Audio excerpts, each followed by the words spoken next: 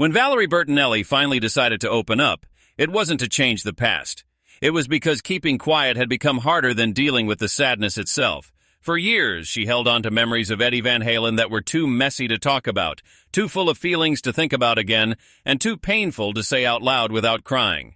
But time has a way of making the truth come out, especially when the love never really went away. And now, for the first time, Valerie tells what actually happened behind closed doors in the years before and after Eddie's death, and why their connection wouldn't die, even though their marriage did. The connection that never broke. Valerie Bertinelli has never acted like her relationship with Eddie Van Halen was easy. They got married young in 1981, started a family, dealt with fame, got through addiction, and went through hurtful betrayals. By the time they split up in 2002 and finished their divorce in 2007, everyone thought their story was over. But as Valerie recently shared, ending their marriage was just the start of a different kind of relationship, one based not on being in love romantically, but on a strong, lasting loyalty. During her interview with Tana Elliott on QFN 96, Valerie explained how they stayed out of court and away from lawyers. Instead, they picked a mediator who wanted to protect their son Wolfie from the mess that often happens in famous people's breakups. Eddie even helped Valerie pick a new house after, checking himself how far it was so Wolfie could go back and forth easily and safely. It was an unusual setup, but it showed how much they still cared about each other. Valerie also said there was anger at the beginning of their separation, hurt feelings, frustration, and the pain of dreams that didn't come true. But over time, something unexpected happened. The anger went away, and what was left was a real friendship. They talked a lot, saw each other often, and figured out how to be in each other's lives again without the stress of being married. Behind the scenes, their connection got even stronger as Eddie dealt with years of health problems, addiction, and the emotional pain that came with it.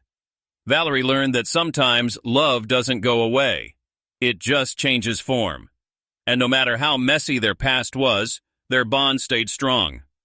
In fact, Valerie has now shared something that not many people knew. Even after the divorce, their relationship kept changing. They lived together for a while. They supported each other and stayed close in a way most divorced couples don't. Their story didn't fade away. It changed into something new. Janie's distance and the secrets no one knew. As Valerie kept talking about the last years of Eddie's life, she brought up something that people had whispered about but never confirmed out loud. Eddie's second marriage. Eddie married Janie Lashevsky in 2009, 2 years after his divorce from Valerie was done. For a while, Valerie respected the new life Eddie had, stepping back and letting him build a future with someone else. But recently, she shared a truth that surprised a lot of people. Janie had quietly moved out a few years before Eddie died in October 2020. Valerie didn't guess or blame anyone. She talked with kindness. She said she doesn't know how Janie feels about her sharing this, and she didn't tell it to make anyone look bad. Instead, she gave a look into how complicated Eddie's last years were, a time when relationships were delicate, changing, and full of emotions. Even though Janie had moved out, she was still there in Eddie's last moments, standing in the hospital room as the man she had married passed away. This showed, as Valerie explained gently, that love doesn't just disappear when things change. But what shocked people most was how Valerie described the feelings between her and Eddie in those years. They were divorced. Yes, they had made separate lives. Yes. Still, they shared something deeper than any label. A past so connected that neither of them ever completely left the other. Valerie and Eddie talked often, sometimes about Wolfie, sometimes about old times, and sometimes about nothing important. And as Eddie's health got worse, from his first tongue cancer in the early 2000s to the terrible stage 4 lung cancer he got in 2017, Valerie found herself drawn back into his life in ways she hadn't planned. To everyone else, she was the ex-wife. But in private, she had become something different. The person Eddie trusted to get him without needing words, the person who could calm him down, the person who knew his fears, his guilt, and the weak sides he hid from everyone else. Their relationship didn't fit any simple name. It was part friendship, part family, part love that wasn't finished. And Valerie now says she didn't fully see how deep it was until his last days. Their final days, love, loss, and the moment everything broke. When Eddie Van Halen reached the end of his fight with cancer in 2020, the differences between past and present, marriage and divorce, love and heartbreak all mixed together in a way Valerie Bertinelli never saw coming. She had spent years changing what her relationship with Eddie was, telling herself they had moved on, that their connection was just because of their son. But when the phone calls came more often, when Eddie's voice got weaker, and when Wolfie told her the hospital stays were getting longer and more serious, Valerie realized she wasn't ready for what was happening. In her memoir and interviews, she shared that those last days were some of the hardest emotional times in her life. She and Wolfie stayed by Eddie's hospital bed, bringing little things to make him feel better, his favorite foods, old jokes, soft talks to try to keep things feeling normal, even when nothing was normal anymore. Pizza, burritos, small snacks that reminded him of home. These weren't big dramatic things. They were the everyday parts of the life they used to have together. And facing death, those simple things meant everything. Valerie described how Eddie, even when it was hard for him to breathe, still shared his feelings openly. He had always been more open with his emotions to her than people knew. In those last hours, he let that side show again. Valerie told how she leaned close to him, holding his warm hand, listening to his quiet words. And then, with the machines making soft sounds around them, Eddie whispered something she will never forget. "I love you." She said it back because it was true. Divorce had ended their marriage, but it had never ended what connected them. When Eddie took his last breath on October 6, 2020, Valerie felt a part of her own life end so fast it made her feel lost. She wasn't his wife anymore. She wasn't his partner, but she was the person who had loved him long before the fame, the mess, the addictions, the cancer. And in those last moments, the labels didn't matter. What mattered was that they were there together, like they always had been, at the biggest turning points in their lives. Valerie's grief, the Instagram confession, and the pain she tried to hide. After Eddie's death, the world talked about his legacy as one of the greatest guitar players ever. But away from the public praise and news stories, Valerie Bertinelli was falling apart under feelings she didn't know how to sort out. She wasn't a widow in the official way. She wasn't his current partner. Yet she was grieving like she had lost the biggest love of her life, and in many ways she had. For months, she kept her feelings to herself, trying to stay strong for Wolfie. But grief comes out when it's ready, and eventually it did. The moment that really broke her came out of nowhere while watching a TV episode of Behind the Music, where her son talked about his dad's life. Valerie tried to watch to support Wolfie, but she later said she had to pause it over and over because the memories hurt too much. It wasn't just seeing Eddie on screen. It was hearing Wolfie's voice, the hurt in what he said, and the feeling that their family story, once full of hopes, was being opened up again like a fresh cut. Soon after, Valerie posted a very emotional message on Instagram saying something she had avoided for years.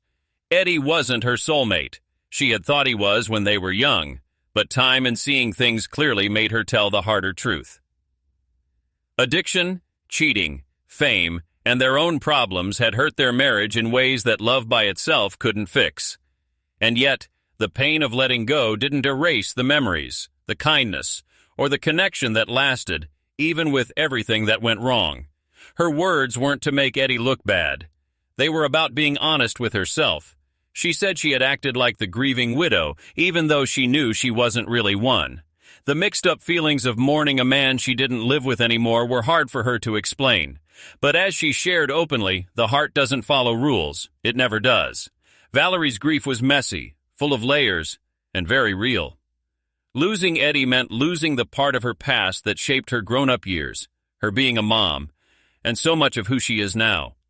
And accepting that loss hurt way more than she thought it would. Wolfie's burden, legacy, pressure, and the pain a son should never carry. While Valerie was dealing with her own sadness, her son Wolfie was fighting his own hard fight, one that started long before Eddie's death and got worse after it.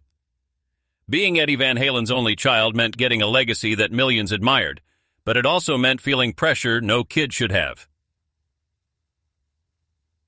Wolfie joined Van Halen when he was just 15 years old, becoming the bassist to help keep his dad steady at a time when Eddie's health and life were really unstable. What people saw as favoritism because he was the son was actually a young boy trying to help save his father. As Wolfie shared years later, he didn't join the band for fame or attention. He did it because he knew Eddie needed him for emotional support, mental strength, and even physical help. Eddie was fighting addiction, pain, and worsening health after his earlier cancer. For Wolfie, staying close to his dad felt like the only way to keep him okay. But the public didn't see that side. Some fans were mad at him, saying he took Michael Anthony's spot without deserving it. Others said he was faking or didn't have talent. For a teenager watching his dad get worse, the mean comments felt overwhelming. Even inside the band, things were tense. His relationship with David Lee Roth was difficult, especially after Roth wouldn't record a song Wolfie had helped write. Even times that should have felt great were spoiled by arguments and criticism. Yet Wolfie stayed loyal to his dad through everything, especially during Eddie's second and much worse cancer fight that started in 2017. Doctors said Eddie had only weeks left, but treatments in Germany gave him almost 3 more years, time that Wolfie treasured. When Eddie died in October 2020, Wolfie was the one who told the world. His life fell apart in front of millions of people. But the real hurt came after, in memories from the hospital, in dreams that couldn't happen anymore, and in music he couldn't make with his dad. His song Distance, first meant to play for Eddie while he was still here, turned into a goodbye. Every time he sings it now, he has to feel the pain again. For Wolfie, keeping his dad's legacy alive has been both a duty and a heavy load. Grief, mean online comments, depression, unfair judgments. And he went through all of it. And through it all, Valerie watched her son fight struggles the world didn't see. Struggles that linked her sadness to his in the deepest way. Healing, acceptance, and the love that refused to die. In the years since Eddie passed away, Valerie Bertinelli has slowly started putting her life back together. Not by forgetting, but by finally understanding the heavy feelings she had carried for so long. Through therapy, thinking things over, and writing her memoir Enough Already, she faced the truth that grief and love can last long after a relationship is over. Eddie wasn't her husband anymore, but he was still a big part of who she is as the father of her son, as the guy she grew up with, and as the person who taught her some of life's toughest lessons. She has talked openly about the guilt she used to feel, wondering if she could have done more, helped more, stayed longer. But over time, she saw that life doesn't go in straight, simple ways. Their marriage ended because it needed to, not because their love meant nothing, and their connection kept going because it was real, even when it didn't look like a normal couple anymore. One of the strongest things she shared was that Eddie still affected her life long after he was gone. His openness in his last days, his whispered, "I love you," and the way he looked at their son, all of it stayed with her. It made her think again about her own life, her failed second marriage, and the walls she had put up around her feelings. The more honest she got, the more she accepted that her path to loving herself was just starting. For Valerie, healing meant seeing the whole story. The happiness, the betrayal, the mess, the kindness, and the awful sadness. She learned that loving someone a lot doesn't mean clinging to the past. It means respecting it and letting it find a place where it doesn't hurt anymore. She also learned that the biggest thing Eddie left behind wasn't his amazing guitar playing. It was Wolfie, the son they raised together. The proof that something good came through all the hard times. Today, Valerie keeps talking with kindness, thankfulness, and clear thinking. She knows that life hardly ever goes straight. It twists, breaks, and rebuilds in ways nobody can guess. And while Eddie isn't here anymore, their story goes on in memories, in their son, and in the quiet truth that some relationships never really end. They just turn into something gentler, calmer, and forever.